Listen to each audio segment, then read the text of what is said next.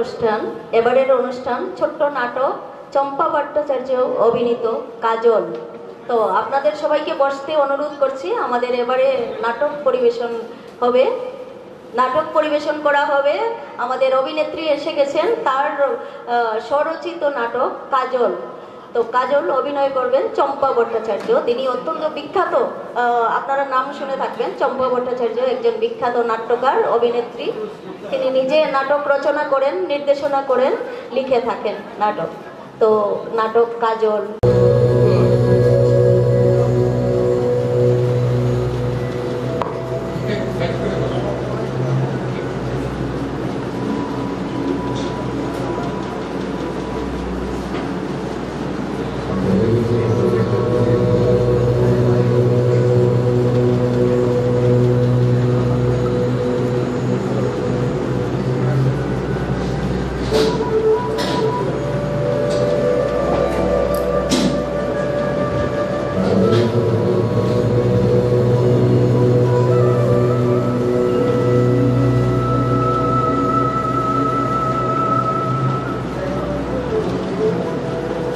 जो हुआ अच्छा हुआ, जो हो रहा है वो अच्छा हो रहा है, जो होगा वो भी अच्छा ही होगा। तुम्हारा क्या गया जो तुम रोते हो? तुम क्या लाए थे जो तुमने खो दिया? तुमने क्या पैदा किया था जो नष्ट हो गया? तुमने जो लिया यही से लिया, जो दिया यही पर दिया। जो आज तुम्हारा है वो कल किसी और का था और कल किसी और का हो जाएगा। परिवर्तन ही संसार का नियम है।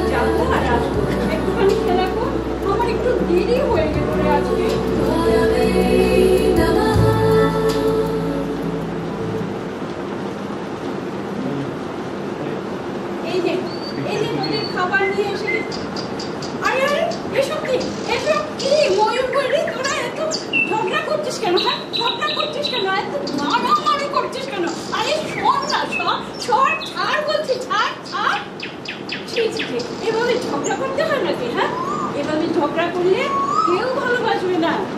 যে করে ঝগড়াঝাটি আর মারামারি সবাই তাকে ঘৃণা করে, আমিও করি তাই। আমার কি করে না ঝগড়াঝাটি আর মারামারি সবাই তাকে ভালোবাসে, আমিও বাসি তাই। সবাই কেন কেন কেন তাদের খাবার নিয়ে ময়না টিয়া পায়রা কোথায় গেল? আরে দেখছি না তো তাদেরকে।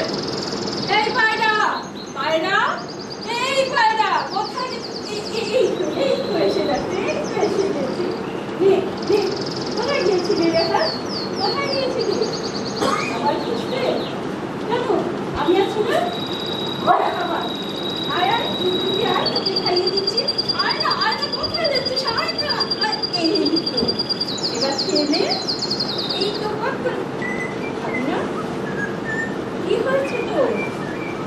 কি দিনে বুঝি? আরে দেখ না সবাই কেউ খাচ্ছে না। কি হয়েছে রে? তোরা কেউ খাচ্ছিস না? কি হতে পারে? আমি কি কোনো ভুল করেছি?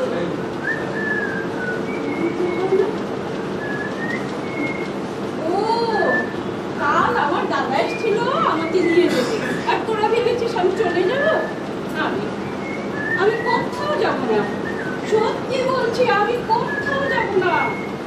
প্রদীপকে ছেড়ে আমি কি থাকতে পারবো রে? হ্যাঁ, আমি থাকতে পারবো না। তোরা এবার খেলে তোরা খেলে এই যে আয় আয় আয় কুকুরটি আয় না আয় তোকে খাইয়ে দিচ্ছি রে।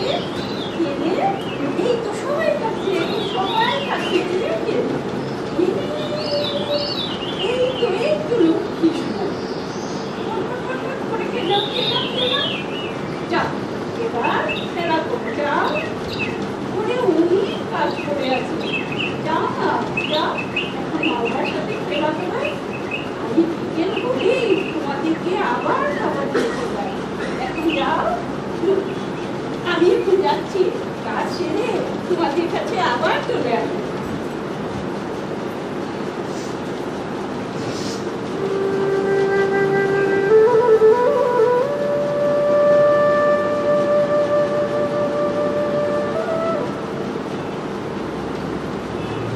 বিকেল হয়ে গেছে তোমাদের খাবার নিয়ে এসে গেছি তাড়াতাড়ি খাও।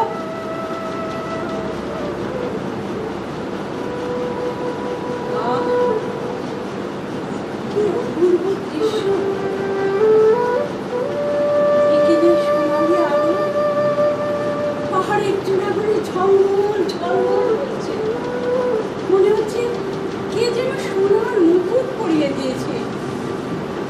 সত্যি তাই তো সবাই বলে এ রাতটা সব শান্ত।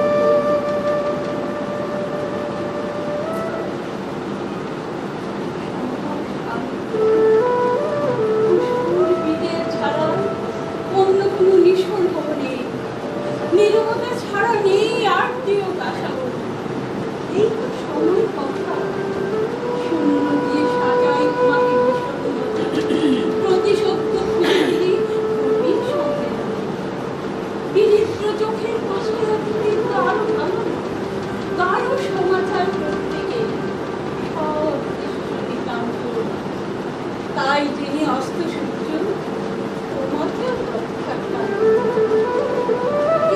কে ও কাকাতুয়া না না না না আমার খোঁচা লাগছে রে না নেমে যা এই তো তোদের খাবার নিয়ে এসে গেছি খেয়ে নে।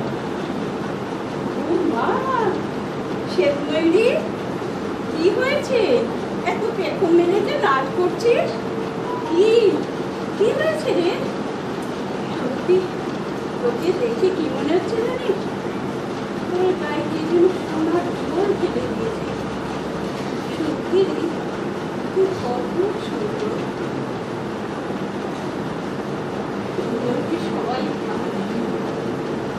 আদর করে আর আমার মতো আলো বেঁধে কেউ ভালোবাসে না, কেউ না, শুধু ঘেন্না করে অবহেলাটাকে দেখে।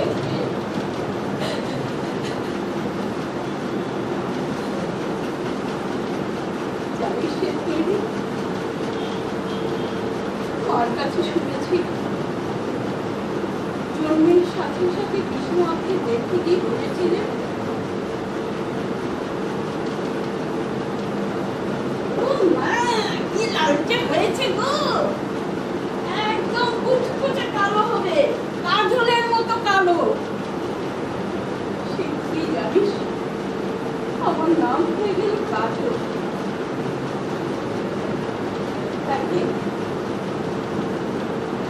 একদিন পুজোর সময় আমাদের বাড়িতে অনেক নতুন জামা কাপড় এসেছিল। একটা লাল জামা দেখে না আমার খুব পছন্দ হয়ে গেল।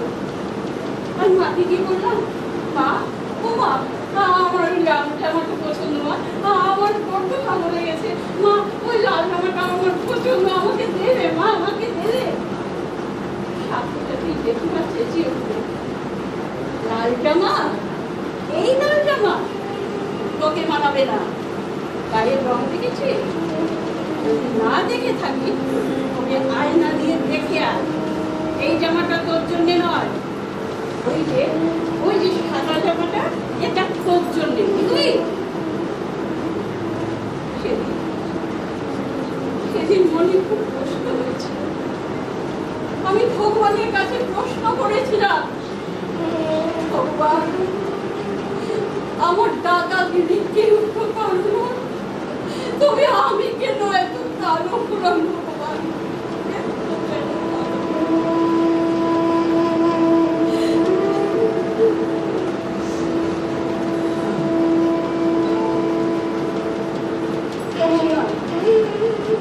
পিসিমা আমাকে দেখবে,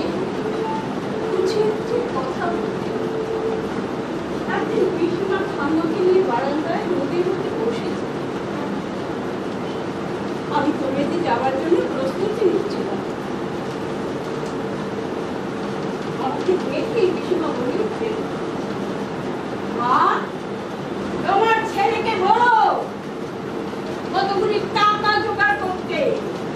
কেন রে, তোর আবার কিসের টাকার দরকার? আমার নয় গো, আমার নয়, তোমার ছেলেরই দরকার করে। কেন, কি জন্যে? ওই যে তোমাদের কাজী গায়ে রং দিয়েছ, ছাড়া কি ওর বিয়ে হবে? সেদিন বিছানায় পড়ে পড়ে আমি অনেক কাঁদলাম। ঠাম্মা এসে আমাকে বললেন, কাঁদবি? এ কাঁদবি? আর কাঁদিস নে, আর কাঁদিস নে, যা পরে যা, মনটা হালকা হবে। আমি তোর জন্য সব বন্দোবস্ত করে রেখেছি, প্রয়োজন হলে আমার জমিটা আমি বিক্রি করে দেব। যা যা যা, বলে দে যা, বলে দে যা।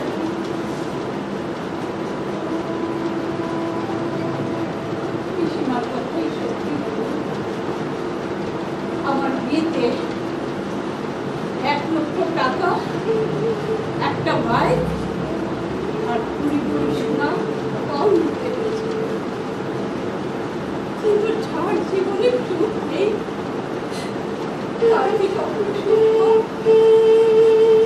আমি স্বামী সুখ পেলাম না, শ্বশুর বাড়িতেও আমার ঠাঁই নেই, কেউ আমার কাছে রান্না খেতে চাইতো না। একদিন তো শাশুড়ি মা আমাকে ডেকে বলেই ফেললে, শোনো ছোট বৌমা, কাল থেকে বাড়ির সব কাজ তুমি করবে, কাজের মাসে আমি ছেড়ে দিয়েছি। বড় বৌমা আর মেজ বৌমা রান্না বান্না করবে, কারণ তোমার হাতে তো রান্না কি খেতে চায় না। সেদিন আমার মনে অনেক অনেক কষ্ট হয়েছিল।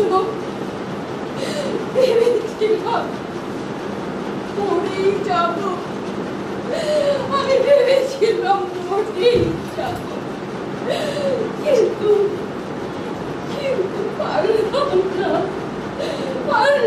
না, আমি মরতে। একজন ছিল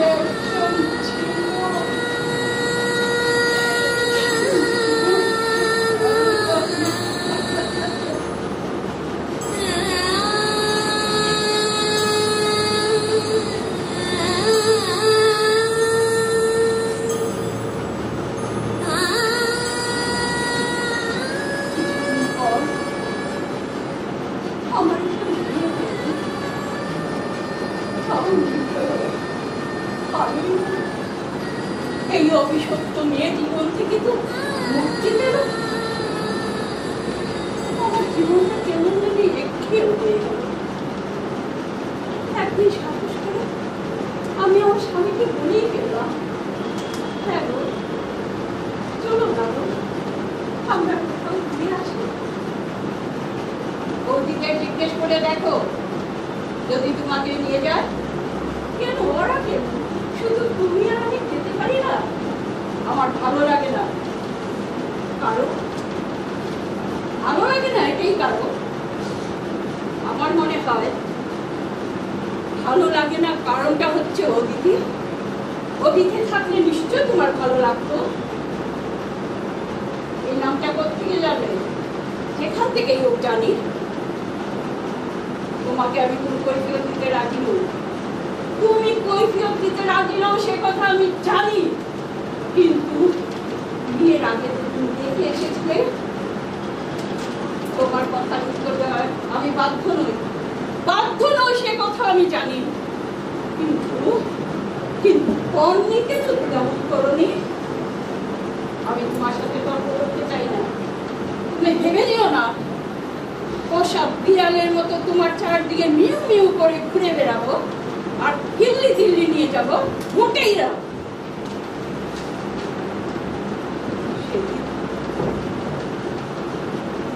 সেদিন থেকে আমি শুধু ভাবতাম এই তুচ্ছ তাচ্ছল্য জীবন থেকে যে আমি কবে মুক্তি পাবো। আমি প্রত্যেক দিন শুধু ভগবানের কাছে প্রার্থনা করতাম, ভগবান তুমি ওনাকে মুক্তি দাও,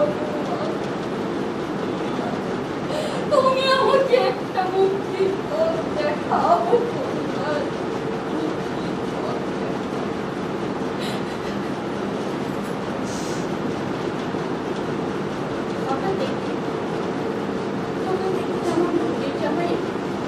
এসে বললো, বৌদি বৌদি তোমার মনে খুব অসুস্থ, ডাক্তার বলেছে চেঞ্জে নিয়ে যেতে। আর ভাবছি তোমাকেও নিয়ে যাবো। কোথায়? বললো ঋষিকেশ। আমি একদম লাফিয়ে উঠলাম। আমার হাতে কয়েকটা সোনার চুড়ি ছিল, তার বিক্রি করে কিছু টাকাও হাতে নিলাম।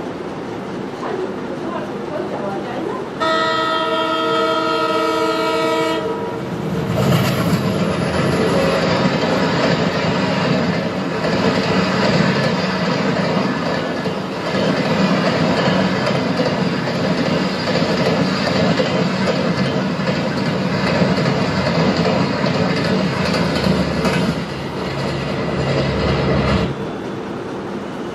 এলাম ঋষিকেশ।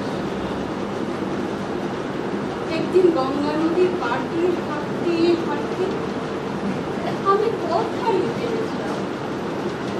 কোন দিকে যাবো আমি ঠিক করতে পারছিলাম না।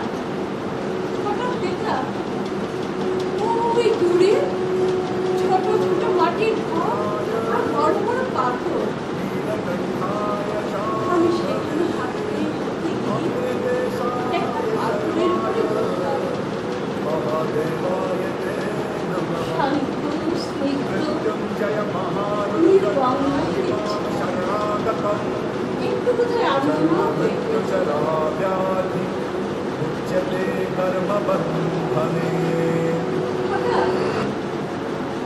হঠাৎ আমার পেছন দিকে একটা মেয়ে ডাক দিয়ে বললো, बहन जी आपको माता जी बुला रही है। আমি ওর পেছন পেছন গেলাম।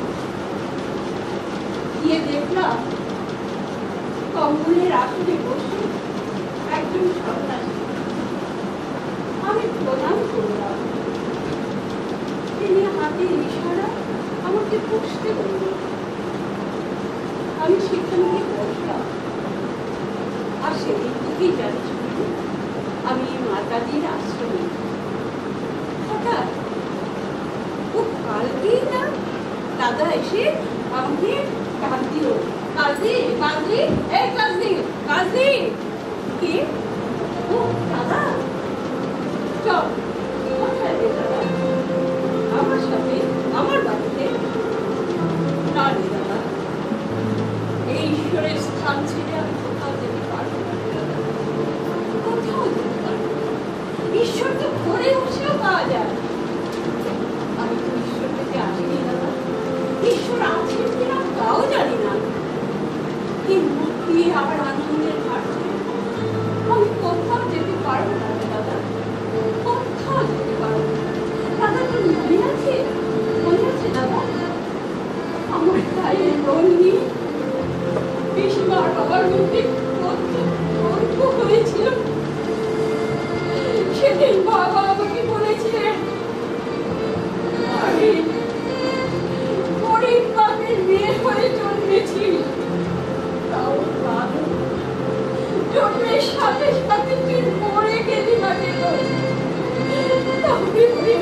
সব কথা শুনে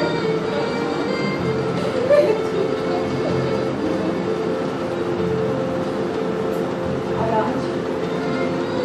আজ আমি বাবাকে চিৎকার করে বলবো, বাবা আমি এখানে থেকে বুঝতে পেরেছি, আমি বুঝতে পেরেছি বাবা জীবনের মূল্য। এখানে সাদা কালো ধনী দরিদ্র কোনো ভেদাভেদ নেই বাবা। এখানে প্রতিটি সকাল আসে কাজের অফুরন্ত প্রেরণা নিয়ে। তুমি জানলে খুশি হবে বাবা। প্রতি সপ্তাহে দেবারতী নাম দিয়ে আমার লেখা বের হয় বাবা। বাবা তুমি উপকৃত নিশ্চয় দেখতে পাচ্ছ, আমি মুক্ত আকাশে চাঁদের আলোর নিচে দাঁড়িয়ে দীপ্ত চোখে দেখি বিশ্বকে অনন্ত সুন্দর। ওই দূরে বরফ ঢাকা পঞ্চচূড়া,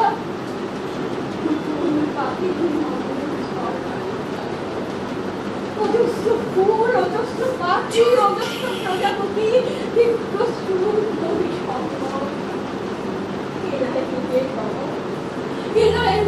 আমার এক অনুভূতি, যে অনুভূতি আমার সুখ দুঃখ অভিমান হতাশার উপরে একই হারি কামড়ে শান্তির জগতে নিয়ে যাবে।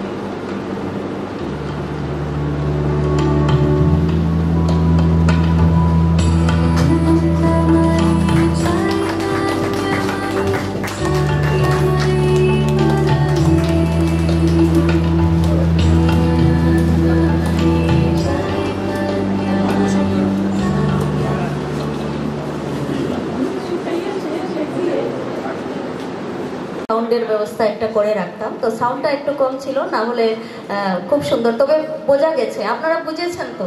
বোঝা গেছে, পুরো বোঝা গেছে আর খুব সুন্দর হয়েছে। তো আমরা চম্পা ভট্টাচার্যকে নতুন দিগন্ত প্রকাশনীর পক্ষ থেকে একটু সম্মান তুলে দিতে চাই তার হাতে।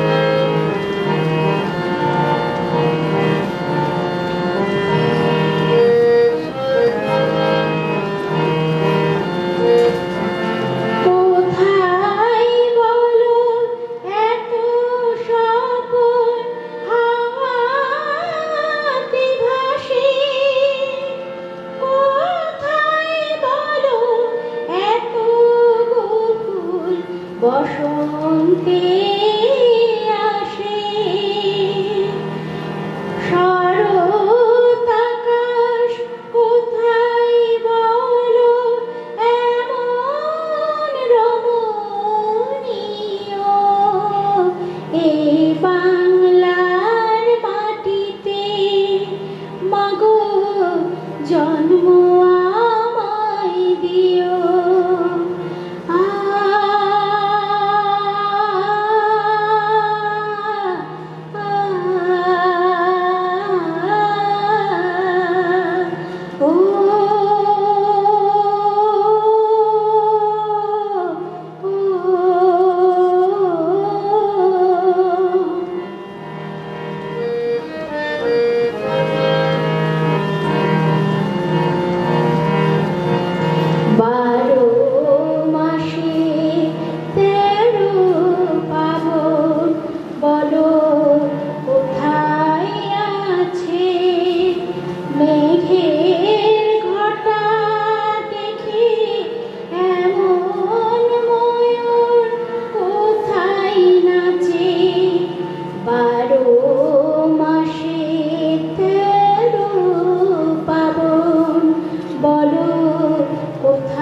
চাহিয়াছে মেঘের ঘটা দেখে এমন ময়ূর কোথায় নাচে কোথায় বলো এত মায়া ধানে খেতে তোলে কোথায় বলো হাসি শিশু সুখে মায়ের কোলে কোথায় বলো পল্লী বধূ এমন কমনীয়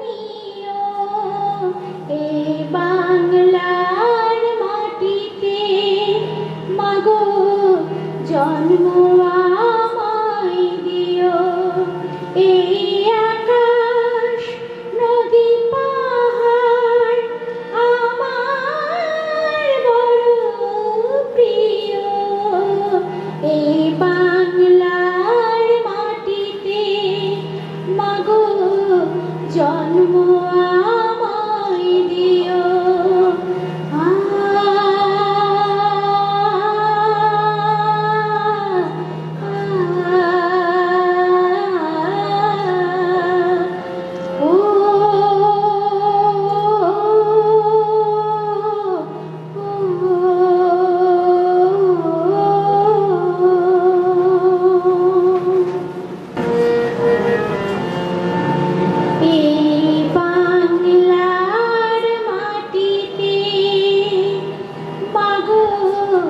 জন্ম আমায় দিও এই বাংলার মাটিতে মাগো জন্ম আমায় দিও এই আকাশ নদী পাহাড় আমার বড় প্রিয় এই বাংলার মাটিতে মাগো জন্ম আমায় দিও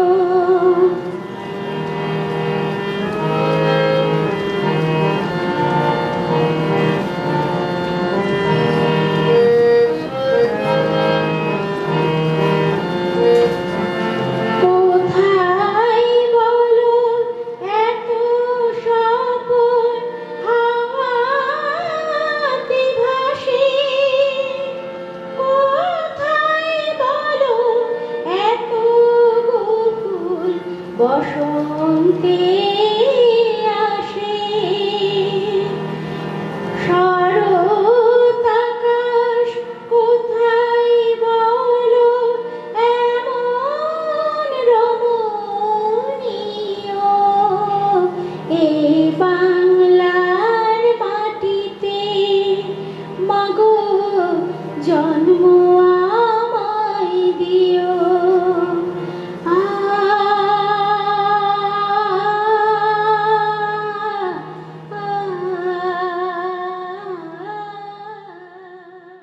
তোমার আমার ঠোঁটে দুঃখ সুখের সমব্যথায় ফুলের মতো ফোটে ও ভাষা তোমার আমার ঠোঁটে দুঃখ সুখের সমব্যথায়